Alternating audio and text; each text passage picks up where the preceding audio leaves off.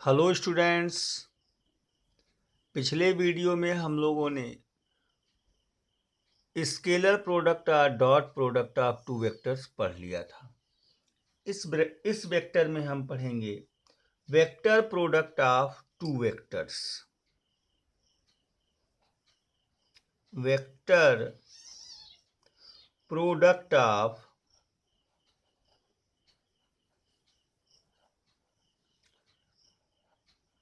Two vectors. किन्हीं दो वेक्टरों का वेक्टर प्रोडक्ट पढ़ेंगे, जिसे क्रॉस प्रोडक्ट भी कहते हैं। क्या कहते हैं स्टूडेंट्स? Cross product.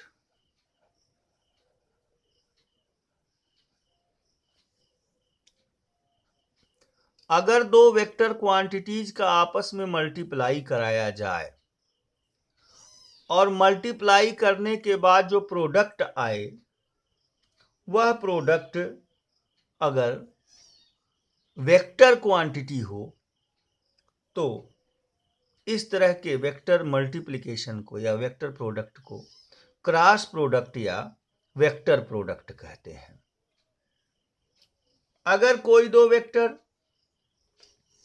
जो एक दूसरे से थीटा एंगल पे लगे हुए हों, तो उनका vector product vector A cross vector B equal to magnitude of A into magnitude of B into sine of angle between them, A B sine theta. चूंकि ये प्रोडक्ट जो है एक वेक्टर क्वांटिटी होता है, चूंकि हमने पहले ही कहा कि क्रॉस प्रोडक्ट वेक्टर है, तो इसकी डायरेक्शन नॉर्मल की डायरेक्शन में होगा, यूनिट वेक्टर एन। ये unit vector N A cross B के डायरेक्शन को बताएगा, और ए बी साइन थीटा किसे बताएगा? मैग्नीट्यूड को। एक बार फिर से वेक्टर प्रोडक्ट की डेफिनेशन सुन लीजिए। The vector product of two vectors is a vector quantity whose value is equal to product of magnitudes of both vectors and sine of the angle between them. If there are two vectors A and B which are at angle theta with each other, then vector A cross vector B equal to AB sine theta, and direction of A cross B will be along the normal, along the perpendicular in which the plane A and B exist. जिस plane में A और B exist करते हैं, उस plane के perpendicular plane में ए cross B की direction होती है। अब इनके डायरेक्शन को निकालने के लिए दो रूल हुए, राइट हैंड स्क्रू रूल या thumb rule. Right hand thumb rule.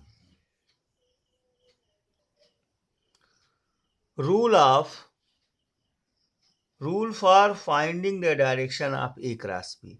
चूंकि वेक्टर ए cross vector B vector quantity होता है, ए डॉट बी में आपने पढ़ा था डॉट प्रोडक्ट में ए डॉट बी एक स्केलर क्वांटिटी होता है, तो उसके डायरेक्शन की तो कोई बात नहीं थी। लेकिन ए क्रॉस बी एक वेक्टर क्वांटिटी होता है, इसलिए इनका जो क्रॉस प्रोडक्ट यानी ए क्रॉस बी है दो वेक्टरों का, उसका अपना डायरेक्शन होगा। तो डायरेक्शन किस रूल से निकालते हैं स्टूडेंट्स? ये है पहला, राइट हैंड स्क्रू रूल। ये रूल जो ये चित्र बना हुआ है, राइट हैंड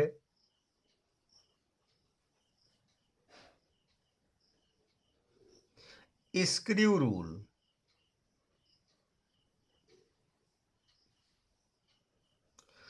और ये है जो दूसरा रूल है स्टूडेंट्स, सेकेंड रूल है राइट हैंड रूल, केवल राइट हैंड रूल।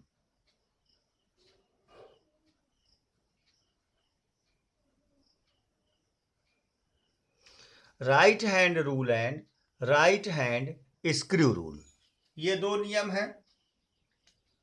ये दोनों नियम कहते क्या है, इन्हें समझ लीजिए।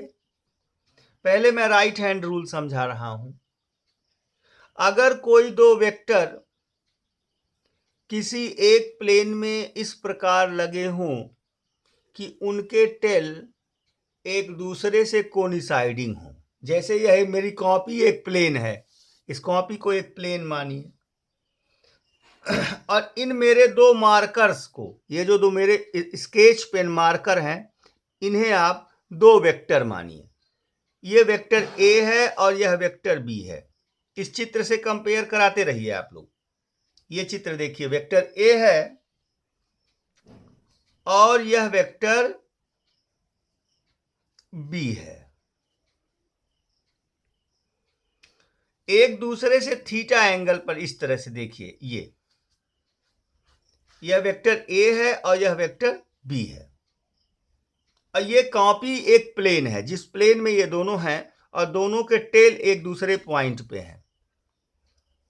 तो वेक्टर ए क्रॉस बी कहां होगा? अपने हथेली को, पॉम को इस प्लेन के परपेंडिकुलर इस प्रकार से रखिए, ऐसे अंगूठा अपवर्ड जाए, और हाथ को ए क्रॉस बी किए हैं तो ए से बी की ओर बंद करिए, ऐसे देखिए, ए यहां है, बी यहां है, vector A vector B, vector A vector B, तो ए से बी की ओर बंद करिए, तो थंब जिधर जाएगा ए क्रॉस बी का डायरेक्शन उधर ही होगा। अब अगर बी क्रॉस ए करेंगे आप, तो हाथ को बी से ए की ओर ऐसे उल्टा बंद करेंगे, ऐसे, तो थंब कहां चला गया बच्चों? नीचे चला गया, तो ए क्रॉस बी डाउनवर्ड हो जाएगा, यानी इस प्लेन के परपेंडिकुलर रहेगा। यानी यूं समझिए कि ये मैं थर्ड मार्कर ले रहा हूं, ए क्रॉस बी का डायरेक्शन यह हो जाएगा, इस डायरेक्शन में, इसके परपेंडिकुलर डायरेक्शन में ए क्रॉस बी यहां इस डायरेक्शन में होगा। अंगूठा यहां आएगा और ए से बी की ओर हाथ इधर बंद होगा, इस प्रकार से। समझ में आ गया स्टूडेंट्स? यानी अगर हम, तो इस डायरेक्शन में normal vector, unit vector N जो यहां लिखा गया है, वो इसी डायरेक्शन में होगा। यानी इनके और इनके, ये दोनों वेक्टर जिस प्लेन में है उसके नॉर्मल प्लेन में ए क्रॉस बी हो जाएगा। Clear students? अब मैं इसकी बात करता हूं। ये एक स्क्रू है, स्क्रू राइट हैंडेड स्क्रू है। जब आप हाथ को एंटी क्लॉकवाइज घुमाएंगे तब वो स्क्रू बंद होगा, ऐसे स्क्रू आप बंद करते हैं, राइट हैंडेड स्क्रू को, जिसको दाएं हाथ से बंद करते हैं। तो अगर हमारा हाथ स्क्रू को घुमाने में एंटी क्लॉकवाइज चल रहा है, ए से बी की ओर चल रहा है, ऐसे ऐसे, तो उनका क्रॉस प्रोडक्ट, स्क्रू जिस डायरेक्शन में फॉरवर्ड होगा, आगे बढ़ेगा, उस तरफ होगा। ये स्क्रू रूल है। दोनों रूल्स को मैं बोल देता हूं। सबसे पहले अब मैं राइट हैंड रूल बोलता हूं। According to this rule, if two vectors are in a plane such that the tail of both vector is coincide with each other, then their cross product will be normal or perpendicular to the plane in which both vectors exist.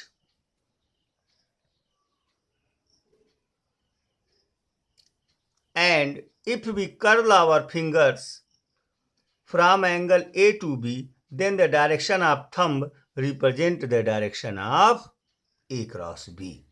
पूरी बात clear students? इस तरह से आपने cross product क्या है और उसे निकालने के रूल क्या है, दोनों रूल्स के बारे में पढ़ लिया आपने। अब हम इसके प्रॉपर्टीज को पढ़ेंगे। सबसे पहला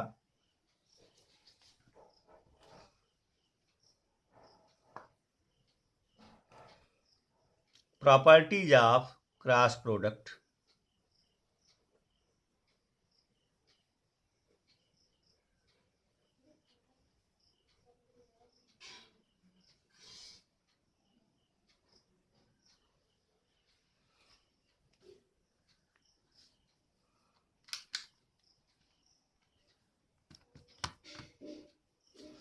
Number 1, it does not hold commutative law. It does not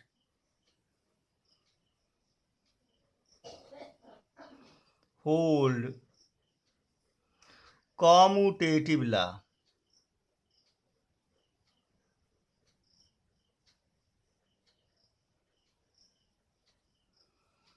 यह कॉम्यूटेटिव लॉ को होल्ड नहीं करता. मीन्स वेक्टर ए क्रॉस वेक्टर बी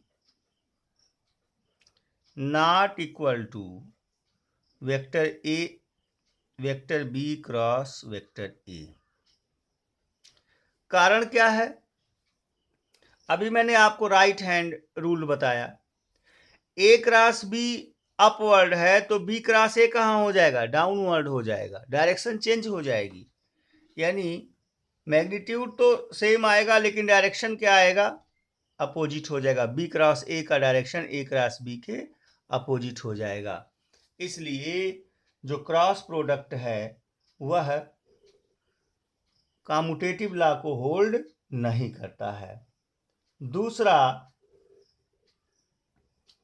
अगर दो वेक्टर्स के बीच का एंगल थीटा, ये दूसरी प्रॉपर्टी है, इफ थीटा इक्वल टू 0 और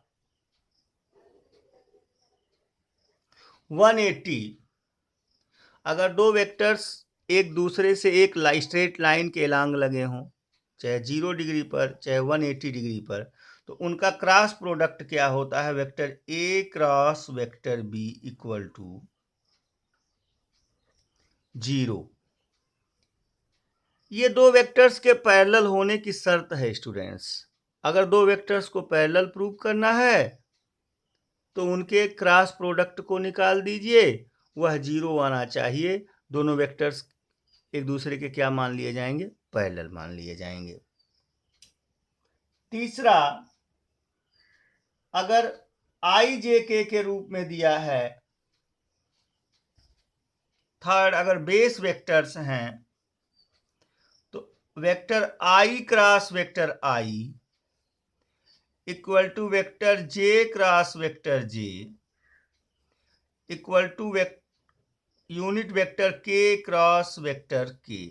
यानी unit vector I cross unit vector I equal to unit vector J cross unit vector J equal to unit vector K cross unit vector K. इनकी value जो है वह 0 के बराबर आएगी, 0 के बराबर आएगी स्टूडेंट्स, इक्वल टू 0. रीजन, आई स्वयं आई के साथ आई एक्स एक्सिस के एलांग लगा हुआ है और आई स्वयं आई के साथ एक्स एक्सिस के साथ कितना एंगल बनाएगा? 0 एंगल बनाएगा. इस तरह से आई क्रॉस आई 0 हो जाएगा, जे क्रॉस जे 0 हो जाएगा और के क्रॉस के 0 हो जाएगा. इसके अलावा जो जे आई क्रॉस जे होगा, आई क्रॉस जे हो जाएगा, वह किसके बराबर होगा? यहां देखिए, x axis, y axis, z axis, unit vector i, unit vector j, unit vector k, ये आई जे के क्लियर हो गए. तो आई क्रॉस आई, जे क्रॉस जे, के क्रॉस के, आई क्रॉस जे करेंगे तो यह इन दोनों के प्लेन के नॉर्मल जेड एक्सिस के एलांग चला जाएगा. यानी आई क्रॉस जे इक्वल टू क्या हो जाएगा? के हो जाएगा, यूनिट वेक्टर के. चूंकि स्टूडेंट्स अभी आपने ए क्रॉस बी का पढ़ा है, ए बी साइन थीटा, और डायरेक्शन क्या होगा? नॉर्मल की डायरेक्शन में होगा स्टूडेंट्स. तो आई क्रॉस जे बराबर magnitude of J into sine theta into normal. तो आई का जो मैग्नीट्यूड होगा 1 इंटू साइन 90 इक्वल टू 1, तो ये 1 हो गया. लेकिन नॉर्मल यूनिट वेक्टर क्या होगा, आई और जे के नॉर्मल जेड एक्सिस ही आएगा ना, एक्स एक्सिस और वाई एक्सिस के नॉर्मल कौन आएगा, जेड एक्सिस। जेड एक्सिस कायदे से यहाँ है स्टूडेंट्स, इस डायरेक्शन में, इसके परपेंडिकुलर, लेकिन यहाँ शो नहीं किया जा सकता है, इसलिए यहाँ शो किया गया। ये 90 डिग्री है, ये 90 डिग्री है, दिखने में आपको 90 डिग्री से ज़्यादा लग रहा है ये एंगल, और ये एंगल आपको दिखने में 90 से ज़्यादा लग रहा है, लेकिन वास्तव में 90 डिग्री है। तो अब आई क्रॉस जे का डायरेक्शन क्या हो जाएगा, जेड एक्सिस। तो जेड एक्सिस के डायरेक्शन में यूनिट वेक्टर कितना, के, तो आई क्रॉस जे बराबर के।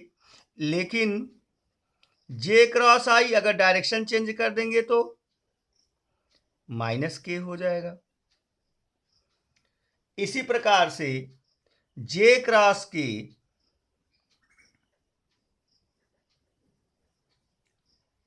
इक्वल टू आई हो जाएगा, और i cross k cross j equal to minus i हो जाएगा, और k cross i equal to j हो जाएगा। K cross i equal to j हो जाएगा, और i cross k equal to minus j हो जाएगा। इस प्रकार से ये यूनिट वेक्टर्स की दशा को आप लोगों ने क्या किया, पढ़ लिया। अब अगर कोई दो वेक्टर्स एक दूसरे के साथ रेक्टेंगुलर कंपोनेंट में ब्रेक करके दिए गए हों तो उनका क्रॉस प्रोडक्ट क्या होगा, मतलब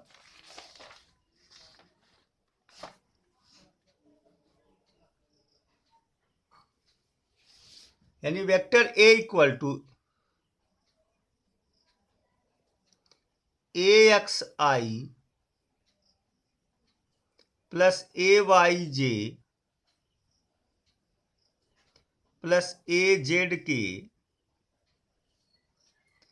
and vector B equal to b x i plus b y j plus b z के,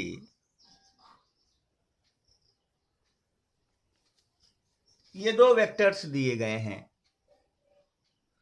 तो वेक्टर ए क्रॉस वेक्टर बी की वैल्यू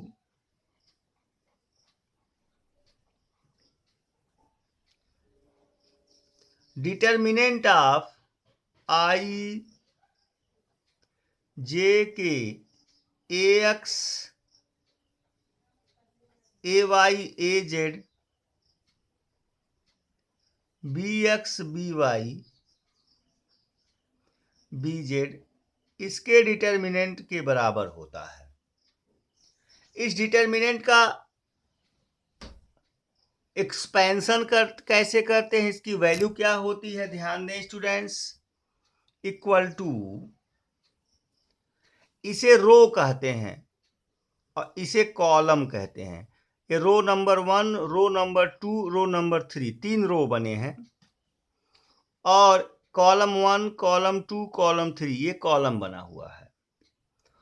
तो हम सबसे पहले साइन की बात करेंगे, ये प्लस, ये माइनस, ये प्लस, ये माइनस, ये प्लस, ये माइनस, ये प्लस, यानी एक एक चेंज करते जाएंगे तो प्लस माइनस होगा। जैसे आई यहाँ प्लस रहेगा, जे माइनस, के plus, A x minus, A Y plus, a Z minus, एक अल्टरनेट क्रम में प्लस माइनस करते चले जाइए। तो इसका एक्सपेंशन सबसे पहले आई के रिस्पेक्ट में करते हैं, ध्यान से देखिएगा स्टूडेंट्स। तो जिस टर्म के रिस्पेक्ट में, जिस एलिमेंट के रिस्पेक्ट में हम एक्सपेंशन करते हैं, वह जिस रो में होता है और जिस कॉलम में होता है उसे छोड़ देते हैं। आई का साइन प्लस है तो प्लस रहेगा, आई यहाँ प्लस रहेगा।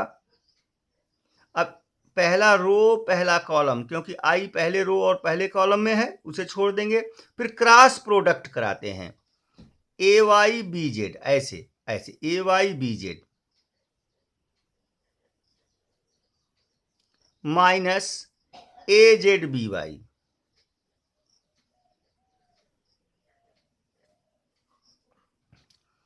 फिर दूसरा जे आएगा, जे का चिन्ह माइनस है तो यहां माइनस लग जाएगा जे। अब यह किस रो में है? फर्स्ट रो में है, लेकिन किस कॉलम में है? सेकेंड कॉलम में है। तो इस कॉलम, अब इसको छोड़ देंगे इस तरह से, देखो मैंने ढक दिया, ये कॉलम ही मैंने ढक दिया। तो बचेगा क्या? ए एक्स बी जेड माइनस ए जेड बी एक्स, इधर से गुणा, पहले क्रॉस मल्टीप्लाई इधर से और फिर क्रॉस मल्टीप्लाई इधर से।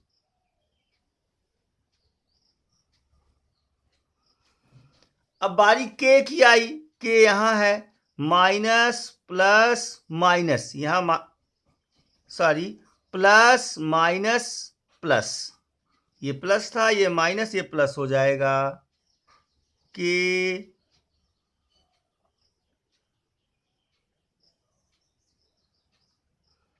अब के का क्रॉस प्रोडक्ट किस प्रकार से होगा? के जब कराएंगे तो थर्ड कॉलम और फर्स्ट रो, के फर्स्ट रो में है और थर्ड कॉलम में है, इसे छोड़ देंगे तो ये चार प्रोडक्ट बचे, ये चार एलिमेंट बचे। तो क्रॉस प्रोडक्ट कराएंगे ए एक्स बी वाई,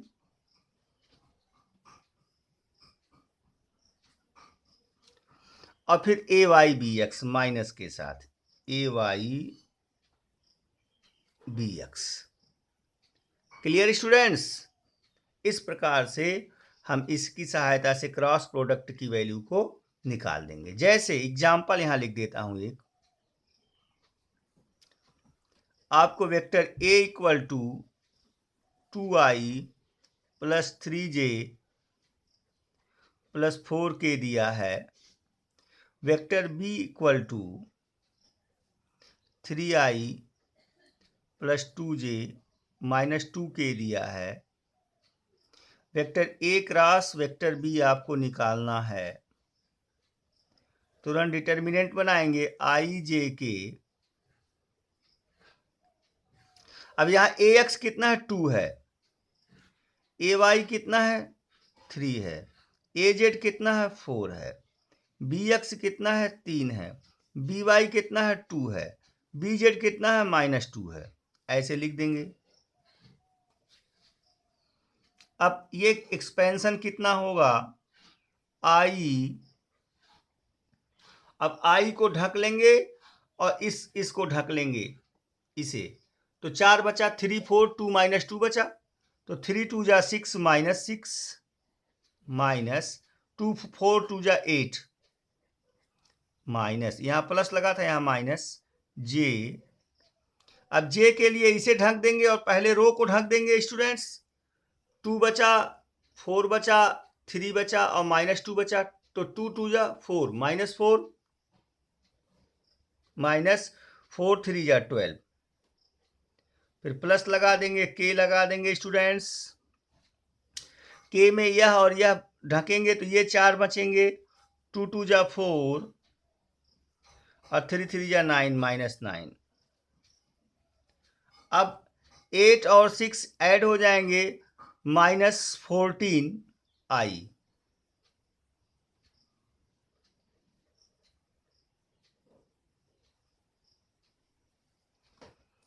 और यहां 12 एंड 4 को ऐड करेंगे तो 16 होगा माइनस के साथ, और वो माइनस और ये माइनस मिलके प्लस हो जाएगा, 16 जे हो जाएगा, और 4 और 9 माइनस के साथ आएंगे तो -5 के हो जाएगा। यह वेक्टर ए क्रॉस वेक्टर बी की वैल्यू आ गई। इस तरह से स्टूडेंट्स आपने वेक्टर ए क्रॉस वेक्टर बी को पढ़ा। अब इसके एग्जाम्पल्स को देखेंगे, वेक्टर ए क्रॉस वेक्टर बी के एग्जाम्पल्स को चर्चा हम करेंगे।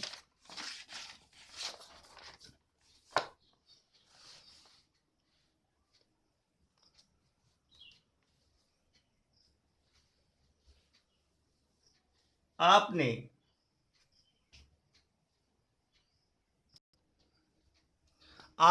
एग्जाम्पल इसका देखेंगे।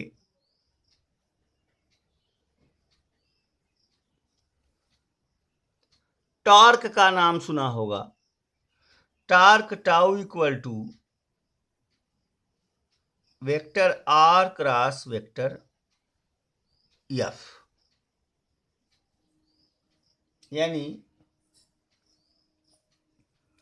जो टॉर्क है वह आर क्रॉस एफ के बराबर। और एग्जाम्पल्स हैं, जैसे अगर कोई चार्ज यूनिफॉर्म मैग्नेटिक फील्ड में जाता है तो उस पर लगने वाला force Q V B sine theta होगा, तो Q into V cross B के बराबर होता है। इस कुछ एग्जाम्पल्स हैं इसके। इस तरह से आपने वेक्टर प्रोडक्ट को पढ़ा और उसकी प्रॉपर्टीज को पढ़ा। ये वेक्टर प्रोडक्ट हो गया और इसकी प्रॉपर्टीज में क्रॉस प्रोडक्ट को किस प्रकार से आप लिखते हैं, सारी चीज़ों को आपने देखा स्टूडेंट्स।